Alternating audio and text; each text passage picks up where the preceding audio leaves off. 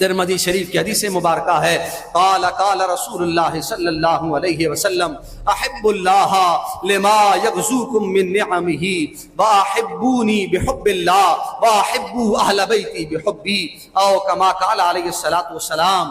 سرکار نے فرمایا سب سے پہلے اگر کوئی حقدار ہے تمہاری محبتوں کا تو وہ تمہارا مالک ہے۔ کون حقدار ہے ہماری محبتوں کا؟ ذرا کہیں گے؟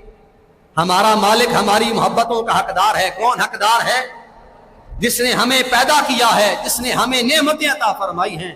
حضور نے خود بیان فرما دیا، فرمایا سنو کس لیے؟ احب اللہ لما یغزوکم من نعمہ، رب سے محبت کرو اس وجہ سے کہ اللہ کریم تم پر اپنی نعمتوں کا نزول فرماتا ہے۔ اور میں دوسری محبت کا حقدار ہوں میں، واحبونی بحب اللہ۔ اگر رب کی محبت چاہتے ہو تو تمہیں سرکار کے قدموں میں آنا پڑے گا، تمہیں حضور کی غلامی میں زندگی بسر کرنی پڑے گی۔